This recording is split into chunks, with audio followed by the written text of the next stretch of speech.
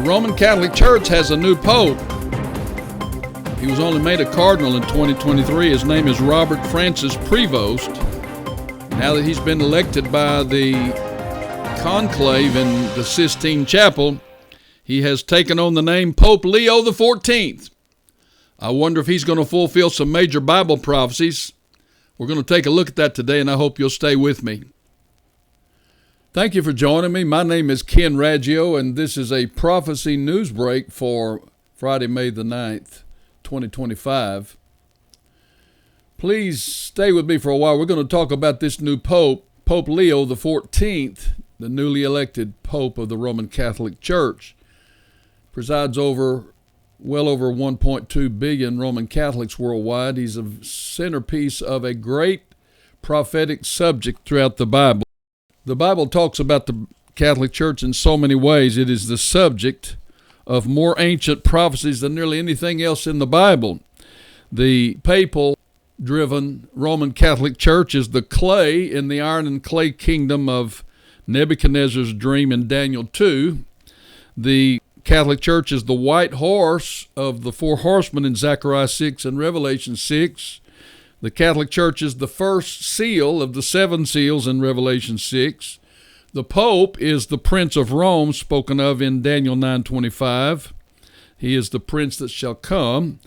He is also the second beast of Revelation 13. He is the Lamb. This Pope of the Roman Catholic Church is the Lamb that speaks like a dragon in Revelation 13.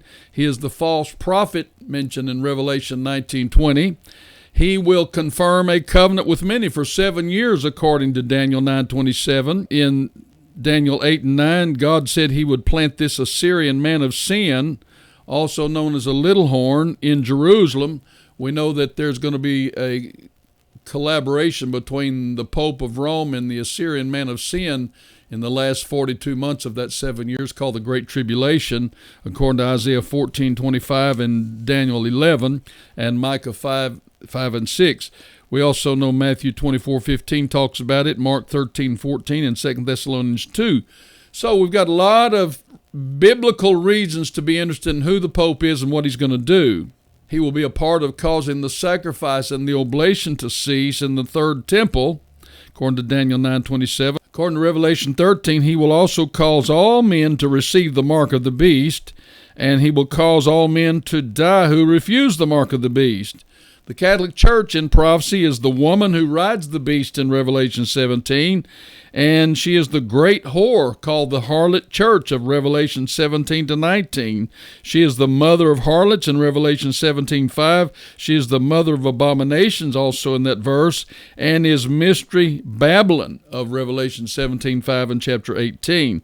So this 1,700-year-old Roman Catholic Church didn't even exist in the days of the prophets of Israel. Both Daniel and John in book of Revelation and so many others speak of this subject, yet it is one of the largest, most significant subjects that we could talk about in Bible prophecy. We must not ignore this subject, and that's why we are interested in what Pope Leo XIV is going to do in the coming years. And so whether you believe it or not, the actions of the Roman Catholic Church are going to affect our lives more profoundly than anybody really wants to believe.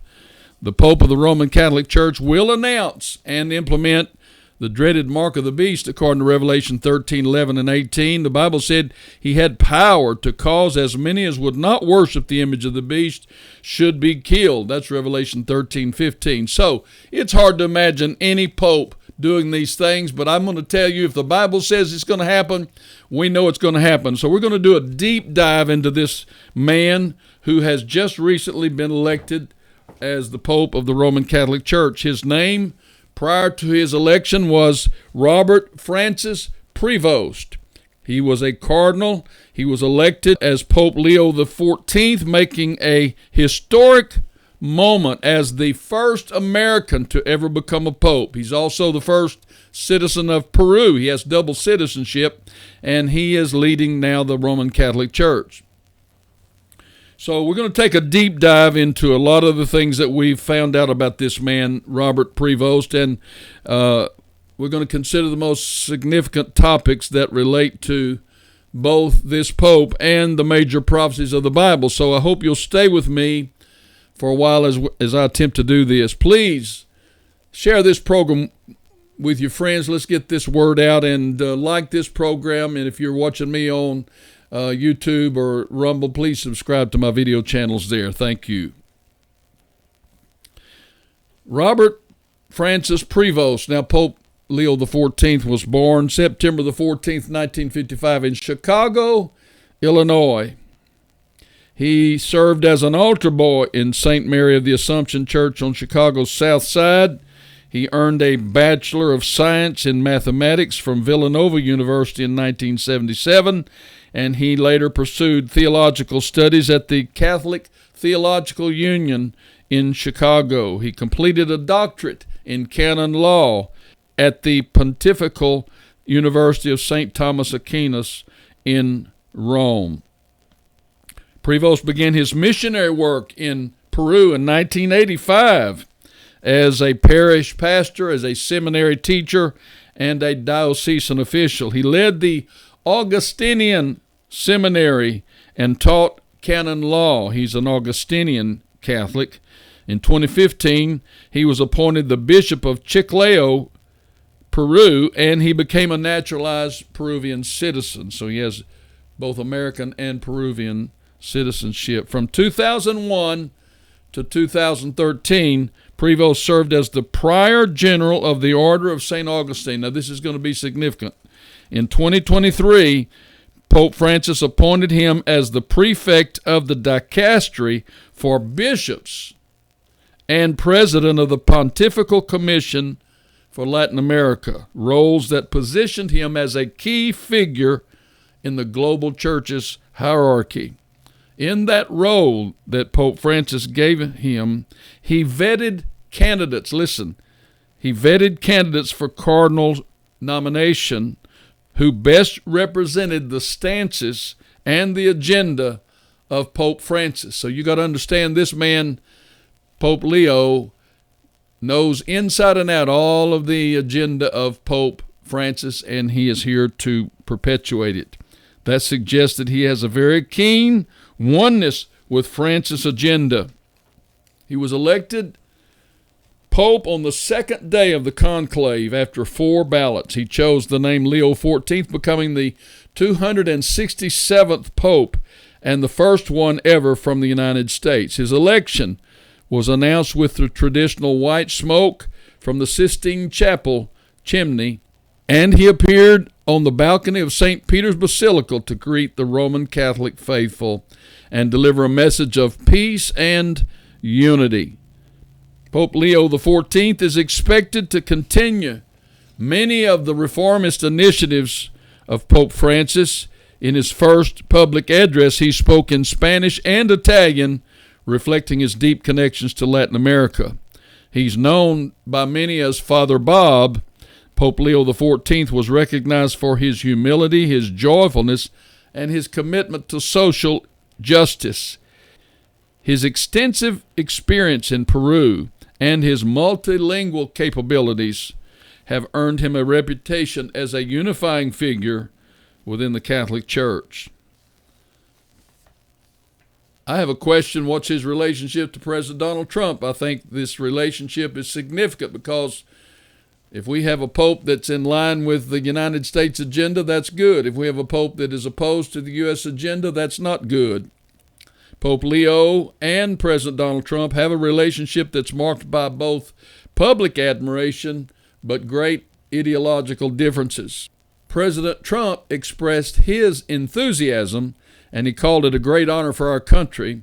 And he said, I look forward to meeting Pope Leo XIV. It will be a very meaningful moment, and I'm sure it will be. Despite Trump's public support, however, Pope Leo XIV has previously criticized several aspects of Trump's administration, particularly on the subject of immigration.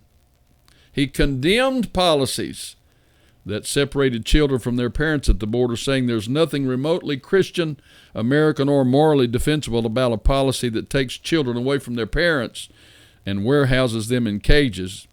But I have to say that in reality, these children that were separated from their parents were the victims of their parents' criminal activities, and because of their imprisonment, We see that happening in domestic issues every day of the world, when people who have committed crimes have been separated from their children and put their children in great positions of victimization. This is not a moral problem that falls on the hands of the administration of the government. It's a problem that falls on the hands of those fathers and mothers who choose to commit crimes and thereby abuse their children in a roundabout way.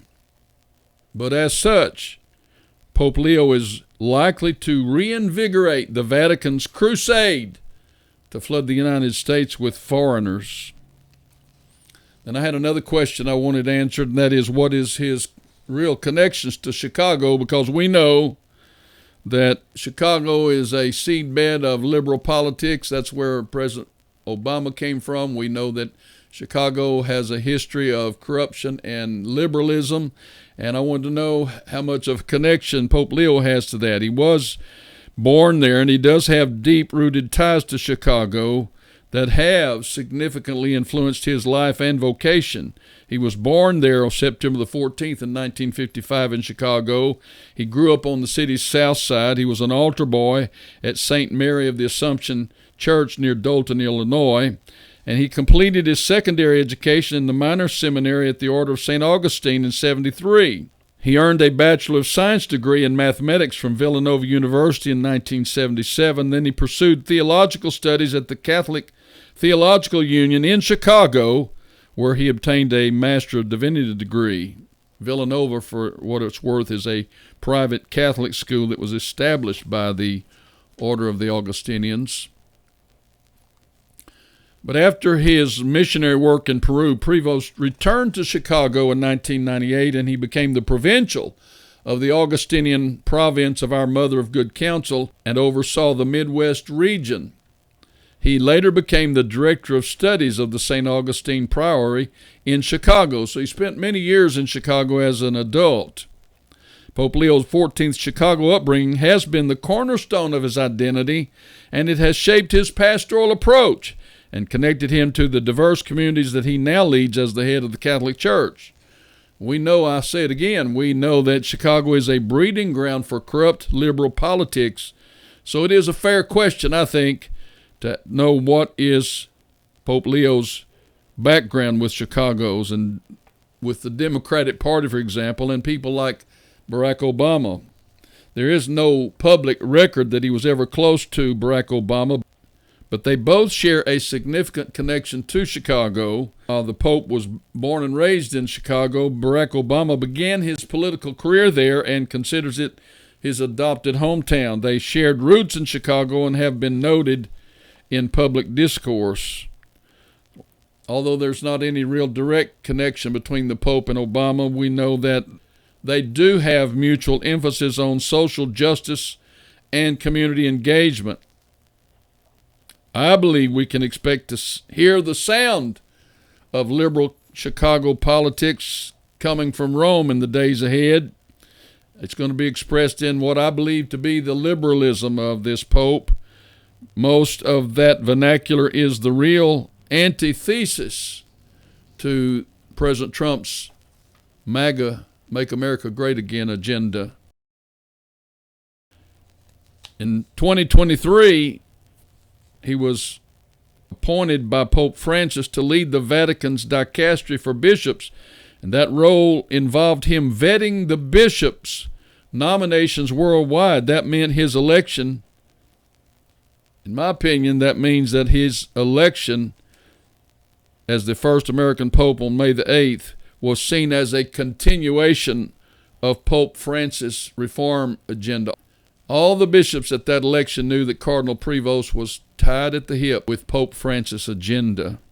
I personally expect to see the Vatican increasingly pushing back against President Trump's agenda, especially in the areas of social justice, climate change, immigration, and several of these other liberal topics. There has been rumors that the Pope is a registered Republican. I don't think that's been proven.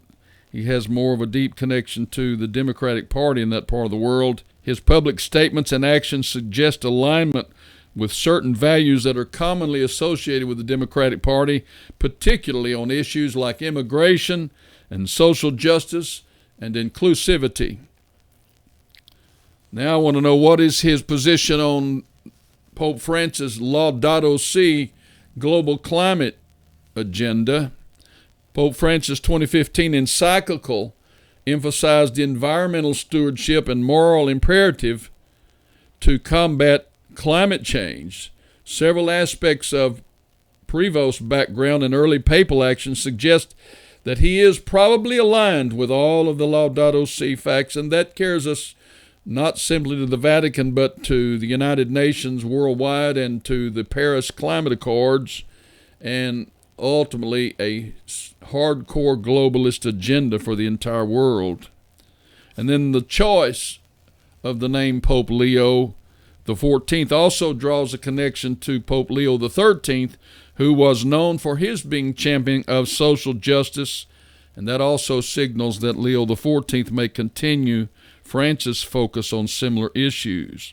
While Pope Leo the 14th has not explicitly detailed his position on Laudato Si, his background and his early actions indicate a probable alignment with its core principles, emphasizing care for creation and social justice.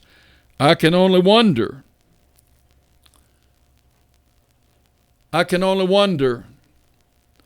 if Pope Leo will lead a fresh new charge in support of Francis' globalist agenda. Now we take a break from this for just a minute and talk about this Laudato Si agenda. I've been speculating on the Laudato Si role for many years now. For almost 4 years we've talked about Laudato Si, because in 2021 Pope Francis launched what he called the 7-year action plan to promote globalism, climate change, social justice, etc., etc. This global United Nations-driven globalist agenda, the Vatican signed on to it in October of 2022, and so we're now into the third year of the Vatican's support of the Paris Agreement, and we have at least speculated that it had the potential of being the 7-year confirmation of the covenant, because as we've explained so many times, when Daniel said he shall confirm a covenant with many for 1 week, in common language that means he will strengthen a league or a federation with many, and I stress that many as being the whole world under the auspices of the United Nations, with many for 1 week, and that is a prophetic week of 7 years. And so this Bible is telling us that in the last days the Pope would confirm this covenant for 7 years, strengthen the covenant with many for 7 years. And so we had to ask the question and consider the possibility that Laudato Si could actually be the fulfillment of that prophecy. And right now, time-wise, it's very close to expiring as the possibility of that fulfilling that prophecy. We know that there are several other prophecies that come into play if we have already entered into that last 7 years, and that is in the middle of that 7 years. The Bible tells us the man of sin is going to stand up in the third temple, and we don't have the third temple built yet. So we are running out of time as far as qualifying this Laudato Si agenda as the confirmation of the covenant. But that doesn't mean that we won't see another move made by this new pope that will execute another 7 years of some kind in harmony or in unity even with the United Nations agenda. And I think that's what we need to keep our eyes on. Will Pope Leo the 14th actually execute something similar to Laudato Si, or will he actually bring some encyclical or some statement to the world in support of the globalist agenda? And if he does that, that could very well possibly become the real 7-year confirmation of the covenant. We've got to wait and see how that goes. But we know that at least he has the mindset, he has the ideological frame of mind to make that happen. And I will add to this comment that in terms of Bible prophecies, we're never going to get into the Great Tribulation, the last 42 months, without a third temple. So regardless of where you stand on Bible prophecies, you have to understand that we are not going to have the Great Tribulation until the third temple is built.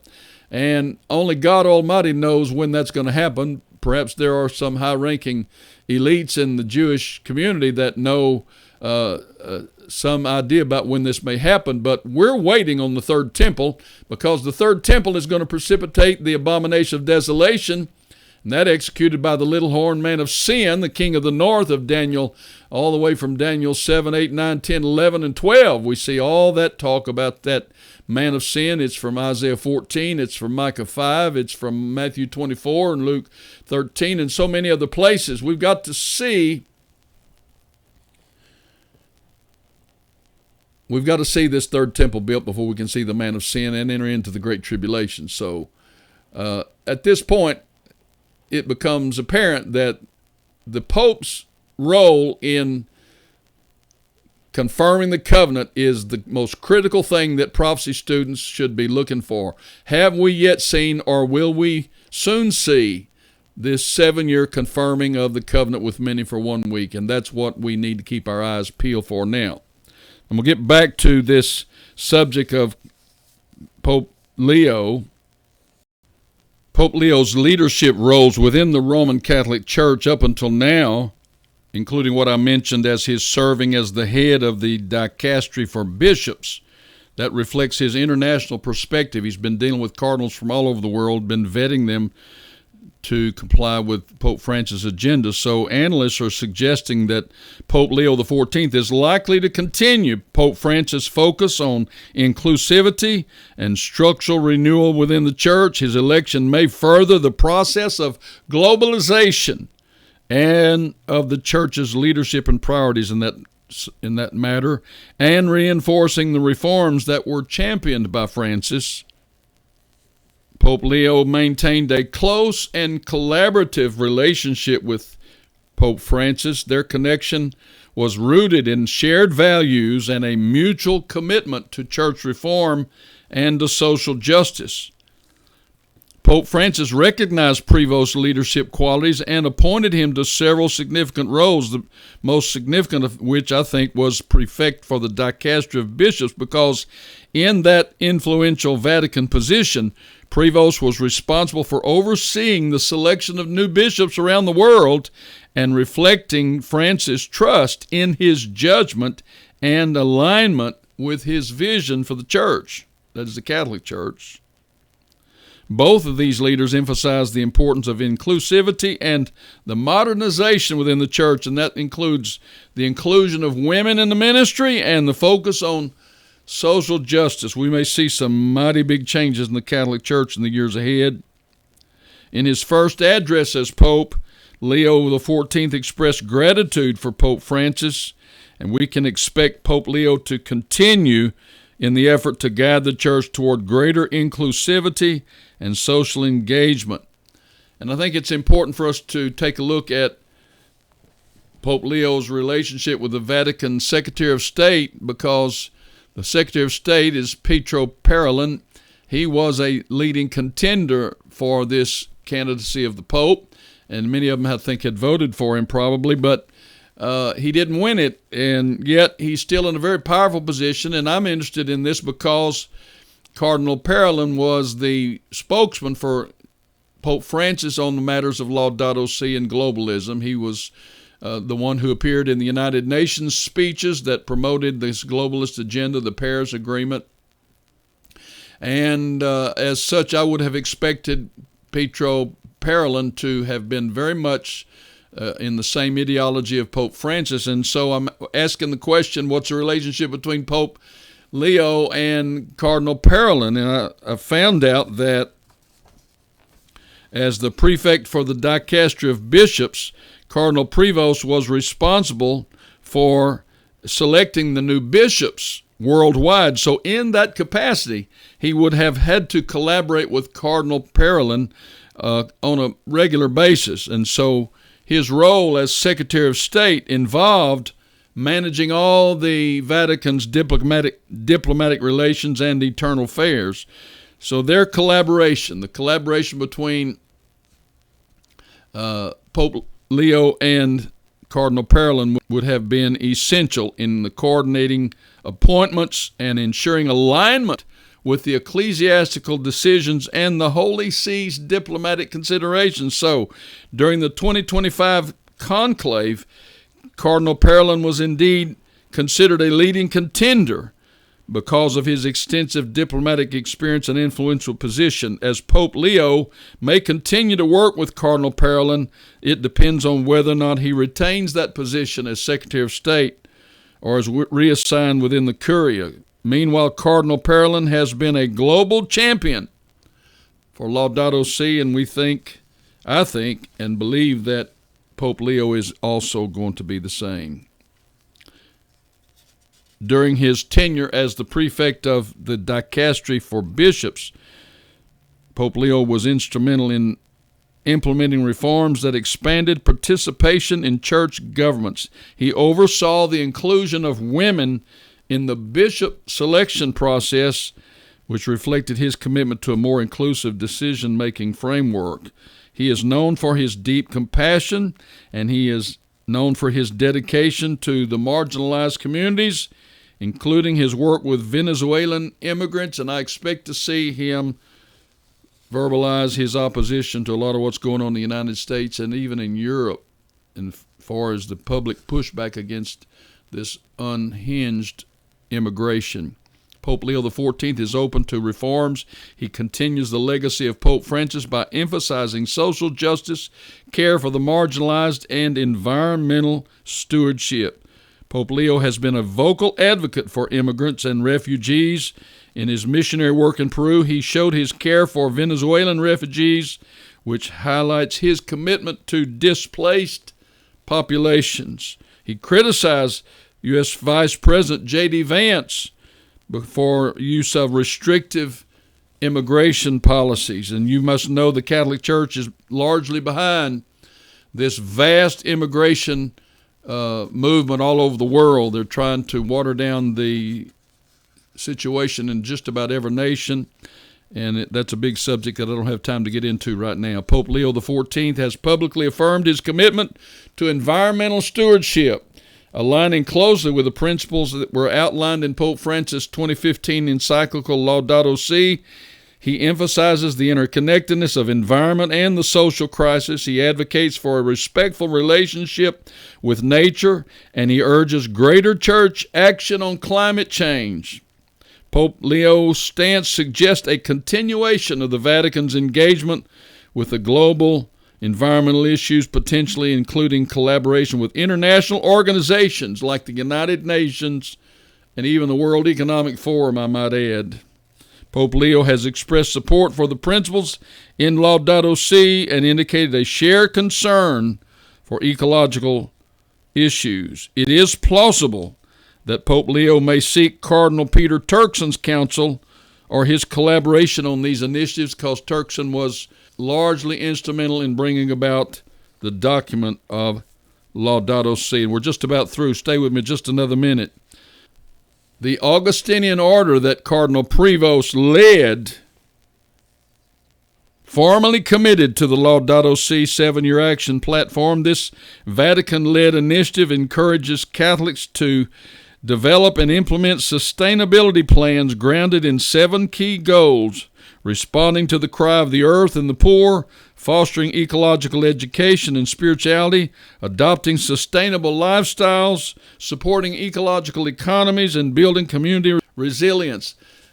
Guys, it's the Paris Agreement. It's the United Nations agenda, and the Paris Agreement at the United Nations is all fully supported by the Roman Catholic Church. The woman rides the beast. It's the harlot church. She's fornicated with all the kings and kingdoms of the earth. And there's one other subject that I have not broached at all in this video, but I want to mention it briefly before I finish, and that is the fact that in the book of Revelation, chapter 13, the scripture tells us that this second beast, who is the false prophet or the lamb that speaks like a dragon, speaking of the Pope of the Roman Catholic Church, the Bible said he will cause all, both small and great, rich and poor, free and bond, to receive a mark in their head or right hand or in their forehead, so that no man may buy or sell, save he has the mark or the name or the number of his name. So this is another key responsibility in Bible prophecies that falls on the shoulders of the Pope of the Roman Catholic Church. The Catholic Church Pope will be the one who launches the mark of the beast for the last 42 months of the Great Tribulation. And we're looking at global identification and great development right now. We see the lightning acceleration of artificial intelligence around the world. We see cryptocurrencies, digital currencies, central bank digital coins are making great strides toward being fully implemented around the world. We know we're headed for a global digital money system and a global digital ID, and we know at some point the Roman Catholic Church and its Pope is going to tell the world, you got to take it. And so that's why we need to keep an eye on this Pope and whoever Pope may come behind him until we finally see these prophecies fulfilled. And that's my message to you today. Thank you for staying with me. I hope you got something out of this and you learned something. We are all in the last days. Jesus will come at the end of that 7 years. After 3.5 years of great tribulation, Jesus will return at the great and final battle of Armageddon. The Bible said, at the last trump, the dead in Christ will rise, and we which are alive and remain shall be caught up to meet him in the air. And so shall we ever be with the Lord. So it's important what happens in the Vatican. It's important what happens in Rome. It's important what the Pope does. And that's all the reason why we spend as much time as we have here today trying to explain all these things. Thank you for joining me. I hope you have got something special out of this. Please support this ministry. Please follow up by sharing this material with your friends. Visit my website at KenRaggio.com. Look up all my books on Amazon. 9 books there for your reading. And tell your friends about this video, and I'll see you next time. Good night. God bless you. Thank you for watching. Please like and share and follow me on Facebook, Twitter, MeWe, Gab, CloudHub, BitChute, Rumble, YouTube, Telegram, Truth Social, Instagram, and LinkedIn. Visit my website at KenRaggio.com for thousands of pages of Bible articles on every subject.